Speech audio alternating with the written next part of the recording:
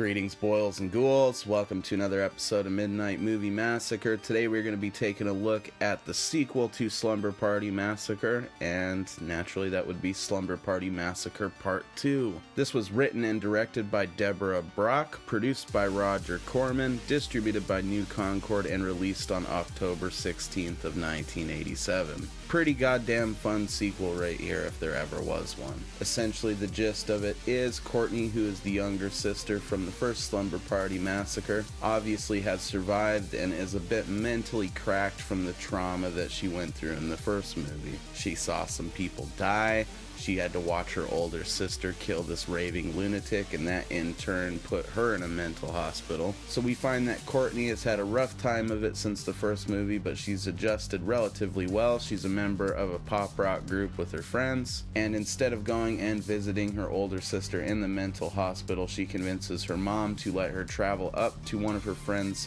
father's house so that they can rehearse with their band and have a slumber party for old time's sake, much like what went down in the first film. Only thing is, there's rockabilly fucking Elvis going around just doing his Freddy Krueger thing in her dreams, telling her that he's gonna bang her eventually, and this is kind of driving her nuts, making her see all types of things she isn't sure is there, until eventually this motherfucker jumps out of her dreams and starts just killing her and her friends using a badass guitar with a drill attached to the end of it. And if that seems like it's all sort of needlessly complicated compared to the first one and doesn't make a lot of sense, that's accurate. Despite a disturbing lack of nudity compared to the first film, this movie is definitely sleazier and cheesier. Roger Corman being involved should be a big indicator of what type of a thing you're getting into here. That being said though, it's a whole hell of a lot of fun. It doesn't take itself too seriously at all. It takes itself even less seriously than the first movie did, which while sacrificing some of the charm that was present in the first film,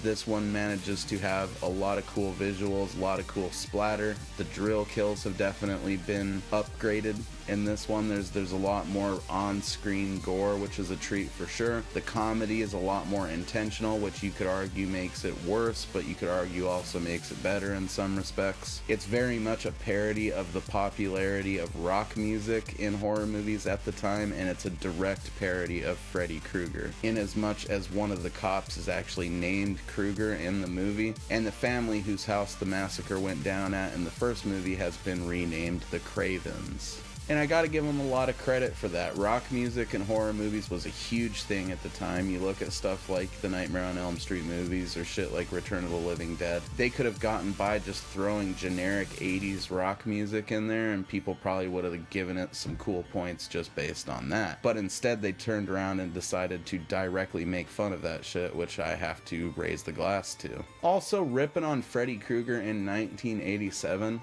when the shit was still fresh and arguably kind of in its prime still, is pretty ballsy, And I can't say by that point that the motherfucker didn't deserve it. I mean, this dude is intentionally cracking the cheesiest jokes that they could come up with through most of it, and talking about, wanting to go all the way with her and stuff, which is kind of Freddy's deal when you think about it. He really just wants to get his rocks off with these fucking young kids. And having this rockabilly dude in Slumber Party Massacre just come right out and say it, for some reason, to me, was the funniest fucking thing in the world at the time. So while this movie lacks some of the charm and wholesomeness of the first movie and definitely lacks in the nudity department, it makes up for it in a lot of other ways. And I think if you like good, fun sequels that kind of abandon the tone of the first movie and just do their own thing in their own way, Slumber Party Massacre 2 is a great option for that kind of shit. Outside of some brief flashback sequences, you really don't need to watch the first movie if you just want to watch this one. I would recommend watching them both back to back like I've done here, because they complement each other well, but you have the added bonus that they both work very well as their own standalone films as well.